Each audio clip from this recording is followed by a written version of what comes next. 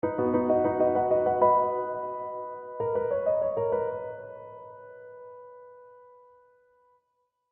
I'm Jeff Fouts, a tax attorney located in Metro Atlanta with a nationwide law practice helping clients who have serious IRS problems. I'd like to share with you another client case study from the thousands of tax clients we've represented.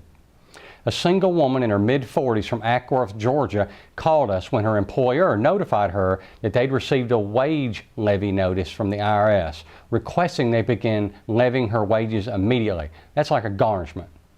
Our client said she was surprised because she thought her mother had already filed most of her tax returns.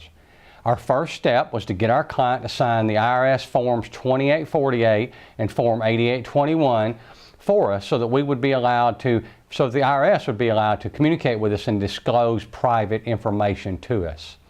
A call to the IRS confirmed that the IRS had prepared substitute tax returns for our client for tax years 2004, 5, 6, and 7.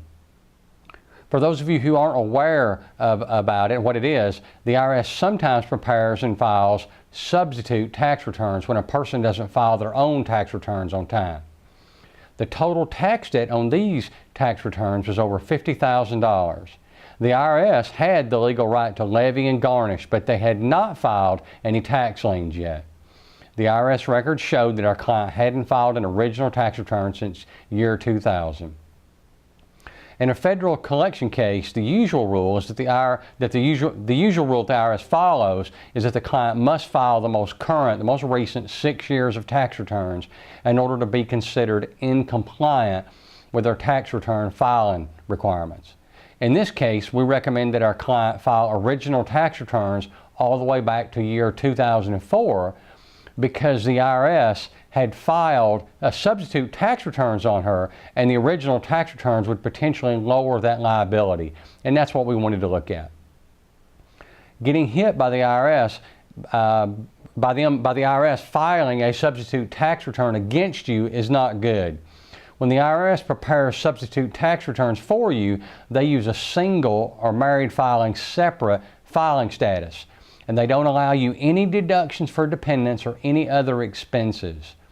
A substitute tax return is based upon gross income only, and the substitute tax return thus makes your tax liability as high as it can possibly be for that particular tax year.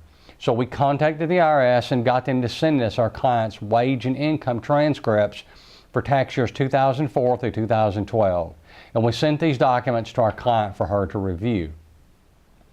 We again contacted the IRS and requested that they release the wage levy that they had against our client. And generally the IRS requires that all unfiled tax returns be filed before they'll consider releasing a wage levy. And so if you have unfiled tax returns, the IRS may potentially be pretty aggressive. However, our client had told us that her payroll income is her only source of income and that she does not live with anyone else. And so we were able to prove to the IRS that the wage levy will cause the client a real financial hardship, and they agreed to release the wage levy. In return, they requested that all unfiled tax returns be filed within 30 days.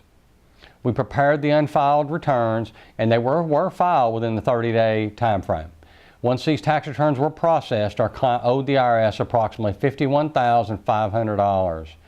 The IRS required that we give them more specific financial information, which we did.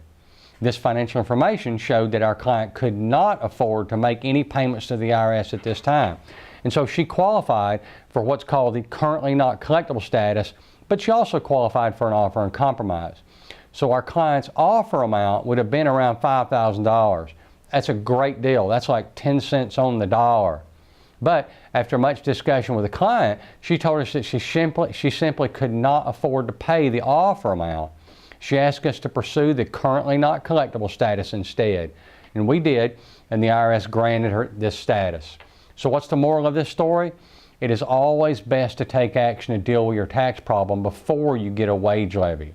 But if you do get an IRS wage levy, you need to take action to deal with the problem as quick as possible so that it can be released or reduced just as soon as we're able. I hope this important information, this important client case study has helped you understand the IRS a little bit better and how tax cases are solved.